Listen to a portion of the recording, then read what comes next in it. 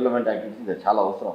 దానికి మనకు 16 వాళ్ళు ఎక్స్టెన్షన్ ఏరియా. నేను ఒకటే చెప్తున్నాను కదా, గతంలో చేరుతామున్న ఎమ్మెల్యే ఉన్నప్పుడు జరిగిన డెవలప్మెంట్లో 10% చేసినారు కూడా. మేము 250 కోట్ల పైన చేసామని చెప్తున్నారు మొత్తం కాన్స్టిట్యూన్సీలో. వీళ్ళు గవర్నమెంట్లో మొన్న చెప్పింది 6 కోట్లు తెచ్చుకుంటారు, గొప్పగా మాట్లాడుతున్నారు మేయర్ గారు రోజు. 6 కోట్లు ఇచ్చాడు ముఖ్యమంత్రి గారు. సో ఈ విధంగా 6 కోట్లు 10 కోట్లకు కాదు, ఒక్కొక్క వార్డులు 20 కోట్లు 30 కోట్లతో కూడా పనిచేసినాం మనం. ఆ రోజుల్లో పూర్తిగా డీల్లో కూడా సరిగ్గా రాకపోవడం వల్ల ఇటువంటి వాళ్ళందరూ కూడా సఫర్ అవుతున్నారు. ఇదందరికీ కూడా లోకల్గా మన నియోజకవర్గంలో మేజర్గా డెవలప్మెంట్ యాక్టివిటీస్ ఇది చాలా అవసరం. దానికి మనకు 16 వాళ్ళు ఎక్స్టెన్షన్ ఏరియా. నేను ఒకటే చెప్తున్నాను కదా, గతంలో చేరుతామున్న ఎమ్మెల్యే ఉన్నప్పుడు జరిగిన డెవలప్మెంట్లో 10% చేసినారు కూడా. మేము 250 కోట్ల పైన చేసామని చెప్తున్నారు మొత్తం కాన్స్టిట్యూన్సీలో. వీళ్ళు గవర్నమెంట్లో మొన్న చెప్పింది 6 కోట్లు తెచ్చుకుంటారు, గొప్పగా మాట్లాడుతున్నారు మేయర్ గారు రోజు. 6 కోట్లు ఇచ్చాడు ముఖ్యమంత్రి గారు. సో ఈ విధంగా 6 కోట్లు 10 కోట్లకు కాదు, ఒక్కొక్క వార్డులు 20 కోట్లు 30 కోట్లతో కూడా పనిచేసినాం మనం. ఆ రోజుల్లో పూర్తిగా ఈసారి ఎమ్మెల్యేగా చెత్తం ఉంటేనే బాగుంటుంది మన ప్రాంతానికి అని ప్రజల్లో వచ్చేసి ఖచ్చితంగా మన ప్రాంతం బాగుండాలి, మనకు అన్ని రకాలుగా అందుబాటులో ఉంటుంది, చిన్నదానికి పెద్దదానికి అని. కాబట్టి సో మనం చిరుతమ్మను గెలిపించుకున్న వాళ్ళని అభిప్రాయం చాలా వరకు పాణ్యం ప్రజలు వచ్చేసింది.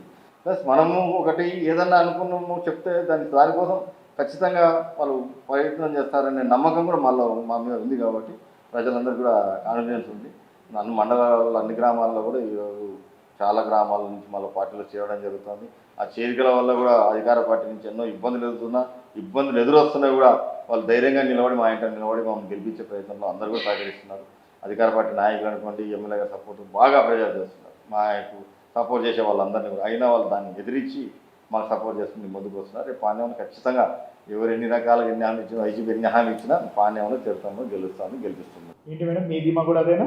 తప్పకుండా పాణ్యం నియోజకవర్గంలో తెలుగుదేశం జెండా ఎగరబోతోంది. ప్రజలు ఏం పిలుస్తున్నారు ఈరోజు? చాలా వరకు సార్ చెప్పారు, అధికార పార్టీ నాయకుల్ని కాదని ఎంత బలవంతం చేసినా కూడా మీ సమక్షంలో పార్టీలో చేరుతున్నారని చెప్పి ఏం చెప్తున్నారు? చాలా ఇబ్బందులు అంటే వాళ్ళను ఎన్నో రకాలుగా ఇబ్బందులకు గురి చేస్తూ ఉన్నారు. రాకూడదని వాళ్ళు ఆ పార్టీ పైన విసుగు చెంది, ఆ నాయకుల పైన విసుగు చెంది మా తెలుగుదేశం పార్టీకి వస్తున్నారు. వాళ్ళ దగ్గర పనిచేయాలన్న ఇంట్రెస్ట్తో వస్తూ ఉన్నారు. చాలా ఇబ్బందులు అయినా వాటిని ఏమాత్రం లెక్క చేయకుండా వాళ్ళు రావడం చాలా సాక్షించదగ్గ విషయం. తప్పకుండా అధికారం రేపు 2024 ఎలక్షన్లలో తెలుగుదేశం ప్లస్ జనసేన ఆధ్వర్యంలో పార్టీ అధికారంలోకి రాబోతూ ఉంది. తప్పకుండా పాణ్యం నియోజకవర్గంలో కూడా తెలుగుదేశం జెండా ఎగరబోతూ ఉంది. ఎందుకంటే అన్ని రకాలుగా అందరూ అన్ని బేరీస్ చేసుకుంటున్నారు. కాబట్టి వచ్చేది తెలుగుదేశం ప్రభుత్వమే. ఇక్కడ కూడా తెలుగుదేశం జెండా